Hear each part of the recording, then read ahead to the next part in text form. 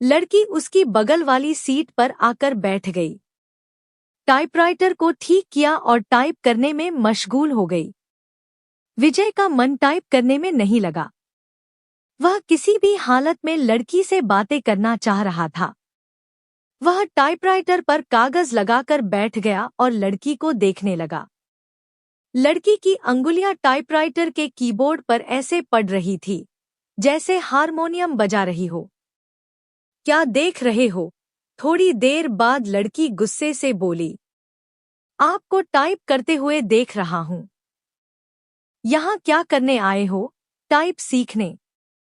ऐसे सीखोगे? लड़की के स्वर में तल्खी बरकरार थी। मेरा आज पहला दिन है, इसलिए मेरी समझ में कुछ नहीं आ रहा है।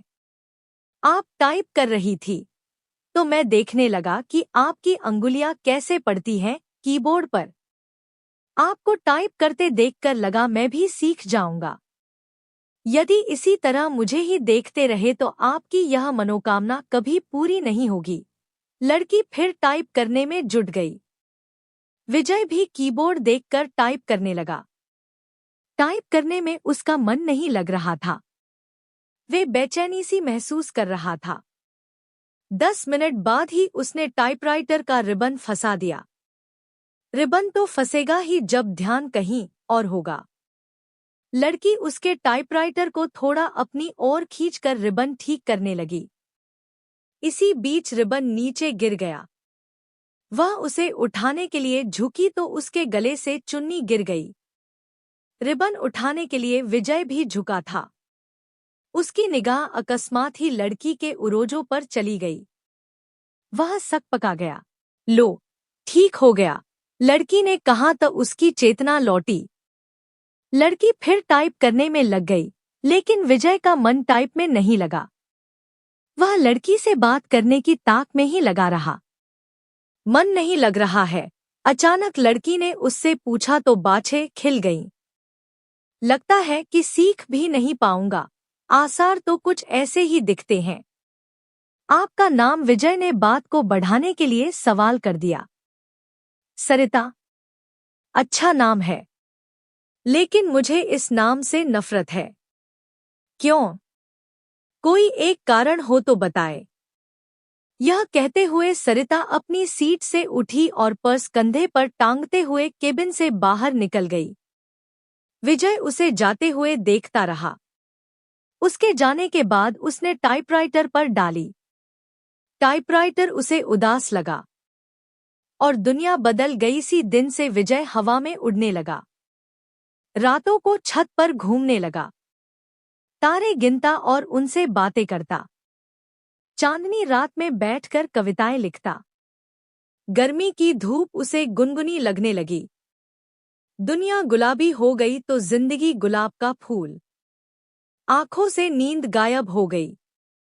वह ख्यालों ही ख्यालों में पैदल ही कई कई किलोमीटर घूम आता। अपनी इस स्थिति के बारे में उसने अपने एक दोस्त को बताया तो उसने कहा, गुरु तुम्हें प्यार हो गया है। दोस्त की बात सुनकर उसे अच्छा लगा। अगले दिन विजय ने सरिता से कहा कि आप पर एक कविता लिखी है, चाहता हूं कि आप इसे पढ़े। यह भी खूब रही। जान न पहचान, तू मेरा मेहमान। कितना जानते हैं आप मुझे? जो भी जानता हूं उसी आधार पर लिखा हूं। सरिता उसकी लिखी कविता पढ़ने लगी। सरिता कलकल करके बहने वाली जलधारा लोगों की प्यास बुझाती, किसानों के खेतों को सींचती राह में आती है। बहुत बाधा फिर भी मिलती है सागर से उसके प्रेम में। सागर साहिल पर पटकता है सिर उनके प्रेम की प्रगाढ़ता का प्रमाण। मासी की रात में उठने वाला ज्वारभाटा सरिता है तो सागर है। सरिता के बिना रेगिस्तान हो जाएगा सागर। सागर के प्रेम में सरिता लांघती है पहाड़ पठार और मानव निर्मित बाधाओं को। कविता के नीचे उसने विजय की जगह सागर लिखा था। सरिता ने उसे देखा और कागज विजय की तरफ बढ़ा दिया। विजय ने कहा कि मैं चाहता हूं कि आप इसे टाइप कर दें। इसे छपने के लिए भेजना है। सरिता कुछ नहीं बोली, कागज को सामने रखकर टाइप करने लगी। विजय उसे देखता रहा। इस बात का आभास सरिता को भी था कि विजय उसे ही देख रहा है, लेकिन उसने कोई विरोध करने के बजाय पूछा कि आप कवि हैं बनने की कोशिश कर रहा हूँ। कवि भगोड़े होते हैं, सरिता ने उसकी ओर देखते हुए कहा। उसकी इस टिप्पणी से विजय सकपका गया। कवि अपने सुख के लिए कविता रचता है। रचते समय वह कविता के बारे में सोचता है। उसके बाद वह कविता को उसके हाल पर छोड़ देता है। कविता जब संकट में होती है तो कवि कविता के पक्ष में खड़ा नहीं होता। यह आप कैसे कह सकती हैं? मैं समझती हूँ कि आदमी की जिंदगी भी एक कविता है। मेरी जिंदगी एक कविता है। मेरी जिंदगी मुझे अच्छी नहीं लगती, इसलिए कविता भी मुझे अच्छी नहीं लगती। अरे वाह, आप तो कवि हैं। अभी आपने जो कहा वह तो कविता है, कविता नहीं। कविता का प्रलाप है, उसकी वेदना जो उस कवि के कारण उपजी है, जिसने मेरी जिंदगी की रचना की। इतना कहकर सरिता केबिन से बाहर चली गई। कैसी है यह? विजय ने सरिता के टाइपराइटर को देखा। लगा जैसे टाइपराइटर किसी शोक गीत की रचना में मशगूल है। प्यार की खुशबू आज उन्होंने बातें अधिक की। उनके वार्तालाप को देखकर टाइपिंग इंस्टीट्यूट चलाने वाली मैडम ने उनके पास आकर कहा कि आजकल तो तुम काफी खुश हो सरिता। बदले में सरिता केवल मुस्कराई। विजय भी मुस्कराया।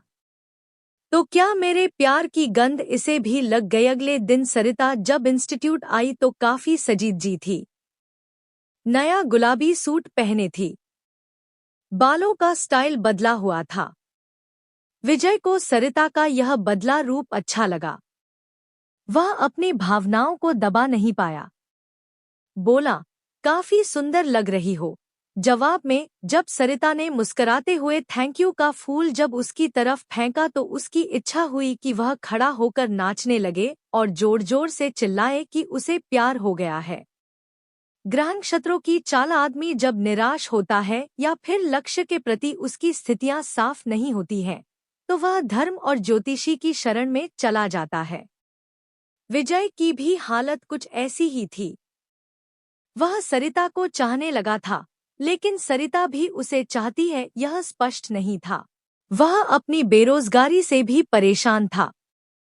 घर वाले शादी के लिए अलग से दबाव डाल रहे थे। लिहाजा एक दिन वह ज्योतिषी के पास चला गया। नौकरी पाने के लिए वह ज्योतिषी से नुस्खे पूछता रहता है। उसने सोचा कि प्रेम पाने के लिए भी ग्रह नक्षत्रों की चाल जान ली जाए। नौकरी के लिए तो ज्योतिषी कभी कहता है कि आपकी कुंडली में काल सर्प दोष है, जो आपके शुभ कार्यों में बाधक है। इसकी शांति के लिए घर में मोर पंख रखें और प्रतिदिन उसे 2-3 बार अपने शरीर पर घुमाएं। सोमवार के दिन चांदी से बना सर्प का जोड़ा शिवलिंग पर चढ़ाए। नित्य श्री गणेश जी की उपासना करें। धैर्यपूर्वक ऐसा करने पर ही रोजगार प्राप्ति की संभावना बनेगी। विजय ने अभी तक उसके बताए हर नुस्खे को आजमाया, लेकिन आज तक कोई संभावना नहीं बनी। शिकायत करने पर वह कह देता है कि आप पर भाग्य शुक्र की महादशा चल रही है।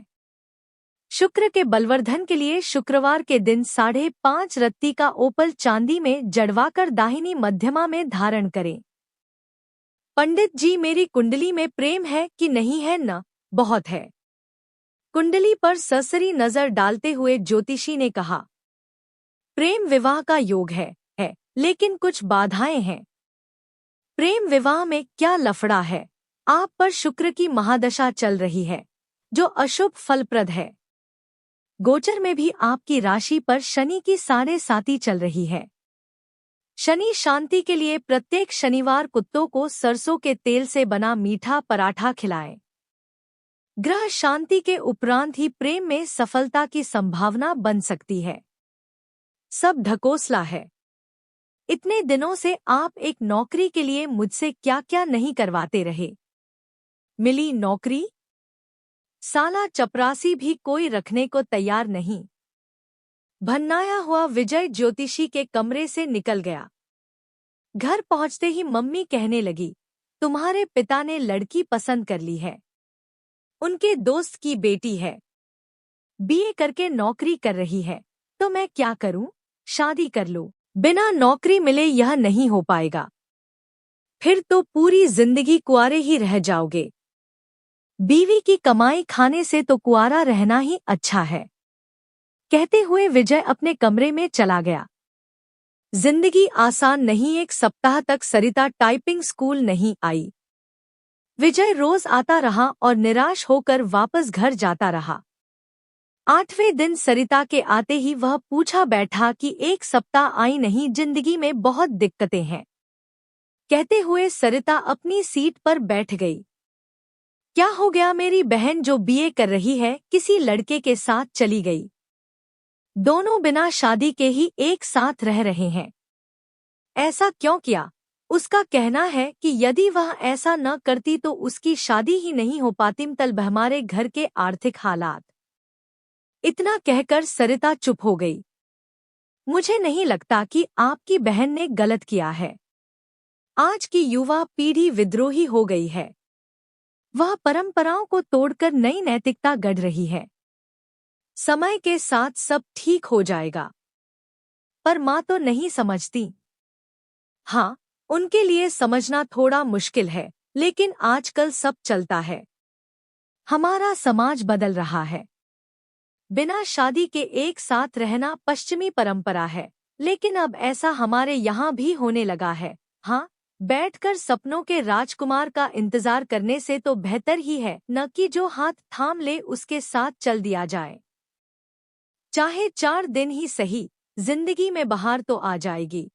विजय को लगा कि कह दे कि फिर तुम मेरे साथ क्यों नहीं चलती। हम शादी कर लेते हैं, पर वह कह नहीं पाया। जानते हो, मेरी एक बहन 12वीं में पढ़ रही है। उसका भी एक लड़के से प्रेम चल रहा है। वे दोनों एक दूसरे से शादी करने को तैयार हैं। अगले साल बालिग होते ही शादी कर लेंगे। विजय के मन में आया कि कह दे कि अच्छा ही है। वह अपने आप वर खोज ले तो तुम्हें परेशानी नहीं होगी। वैसे भी 5,000 रुपए की नौकरी में तुम कौन सा राजकुमार उन्हें दे दोगी। अच्छा है कि वह अपने अपने प्रेमियों के साथ भाग जाए। बातों बातों में एक दिन सरिता ने उसे बताया था कि उसके पिता की मौत हो चुकी है और वह 3 बहन है। उसका कोई भाई नहीं है। बहनों में वही सबसे बड़ी है। वह एक ऑफिस में काम करती है और उसे 5,000 रुपए मासिक वेतन मिलता है। दूसरी जगह काम पाने के लिए टाइपिंग सीख रही है। विजय को अपने एक दोस्त के साथ घटी ऐसी ही घटना की याद आ गई। उसके दोस्त की एक बहन अपनी बड़ी बहन के अधेड़ से ब्याह देने के बाद प्रेमी के साथ भाग गई। इसके बाद उसका दोस्त गुस्से में उबल रहा था। तब विजय ने कहा था कि शांत रहो यार, वे दोनों जहां हो कुशल से रहें। उसने जो किया अच्छा ही किया। तुम कौन सा उसे राजकुमार से ब्याह देते। आखिरकार जिंदगी उसकी है, जीना उसे है, इसलिए निर्णय भी उसे ही लेना चाहिए। दोस्त के बड़े भाई ने भी विजय की बात का समर्थन किया था, लेकिन थोड़ा दार्शनिक अंदाज में कहा था कि होनी को यही मंजूर था। मैं भी सोचती हूँ कि एक बहन ने जो किया ठीक ही है। दूसरी जो करेगी वह भी अच्छा ही है। जीवन यदि संघर्ष है तो करो। प्रेमी से पति बना व्यक्ति भी धोखा दे सकता है। जीवन नरक बन सकता है और माता पिता का खोजा राजकुमार भी यही करता है। लेकिन माँ नहीं मानती, सोचती बहुत है और तबीयत खराब कर लेती है। पुराने जमाने की है न। हद तो यह हो गई कि वह मुझसे कहने लगी है कि तू भी किसी के साथ भाग जा।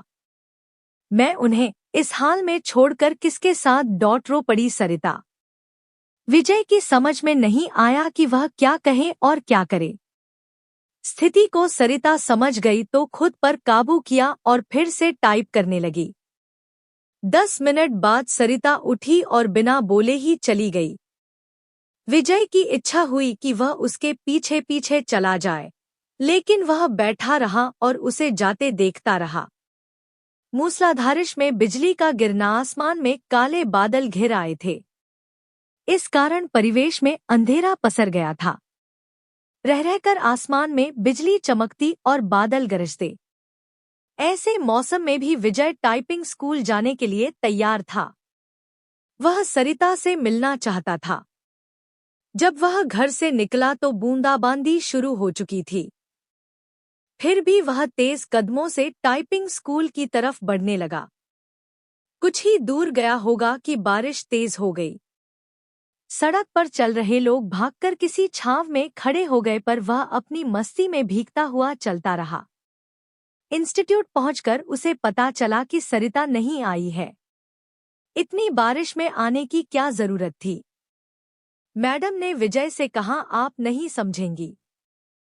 सब समझती हूँ, लेकिन अब सरिता यहाँ कभी नहीं आएगी। क्यों? आपको कैसे पता? उसका फोन आया था। उसने कहा कि यदि आप आओ तो बता दूं। वह कभी नहीं आएगी?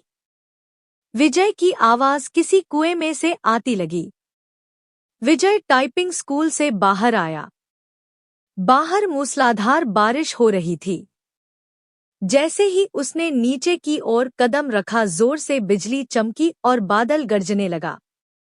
विजय संज्ञा शून्य सा भीगता हुआ घर की तरफ चल पड़ा।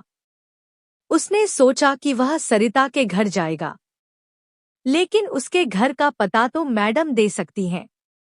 यह सोचकर वापस पलटा, लेकिन तब तक टाइपिंग स्कूल बंद हो चुका था। भीगते हुए घर पहुंचा। तब तक उसका शरीर बुखार से तपने लगा। लगभग 15 दिन वह चारपाई पर पड़ा रहा। जब कुछ ठीक हुआ तो 20वें दिन टाइपिंग स्कूल पहुंचा। मैडम नहीं मिली। यह सिलसिला 15 दिनों तक चला। 16वें दिन उसे मैडम मिली। उसे देखते ही बोल पड़ी कि काफी कमजोर हो गए हो। उस दिन बारिश में भीगा तो बीमार हो गया। विजय ने मैडम से सरिता के घर का पता मांगा तो उसने एक कागज पर लिखा और विजय को थमा दिया। मैडम को धन्यवाद बोलकर विजय चल पड़ा। वह आज ही सरिता से मिलना चाहता था। जब वह मैडम के दिए पते पर पहुंचा तो वहां ताला लगा था।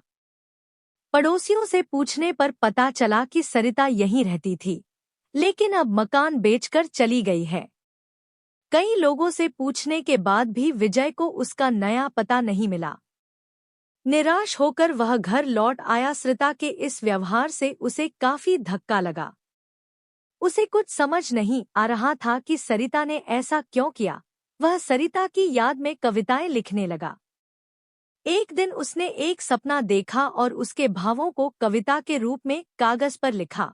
सरिता, जो निकली अपने उद्गम स्थल से सागर की चाह में, चली द्रुतगति से सामने आ गया पहाड़ टकराने के बाद बदल लिया अपना मार्ग था। लंबा पहाड़ों की श्रृंखला थी, पठार और पथरीली जमीन भी, आदमी भी खड़ा था फावड़ा लिए बांध बनाने को तत्पर। खेत सींचने के लिए चाहिए उसे पानी, पीने के लिए भी बिजली भी तो चाहिए, घर रोशन करने के लिए, कारखाने चलाने के लिए, कारखानों के कचरे को बहाने के लिए भी चाहिए उसे नदी। प्रकृति से लड़ते नहीं थकी वह बहती रही अविरल दिल में, सागर से मिलने की चाह लिए। भारी पड़ा प्यार, अवरोधों पर पहुंच गई वह साहिल पर, लेकिन मानव ने बना बांध रोक दी उसकी धारा। कारखानों की गंदगी उड़ेल सड़ा दिया उसकी आत्मा को, अपने आंसुओं से धोती रह वह अपना बदन। निर्मलता से मिलना चाहती थी सागर से, विकास उन्मादी मानव ने रौंद दिया उसकी आत्मा को, जिंदा लाश हो गई वह उसके लिए तड़पता है सागर। साहिल पर पटकता है अपने सिर को, उसने तो दम तोड़ दिया मानव के विकास में। सागर भेजता है बादलों को उसे पुनर्जीवित करने के लिए, वह जानता है बेवफा नहीं है वह सच्चा है, उसका प्यार कैद है वह मानव के विकास में बरसते हैं बादल। उफनती है नदी मानव को दिखाती है अपना विकराल, मिलते ही प्यार की ताकत तबाह कर देना चाहती है वह मानव सृष्टि को। बदला लेना उसकी प्रकृति नहीं, भागती है तेज गति से सागर की ओर, बाहें फैलाए स्वागत करता है सागर।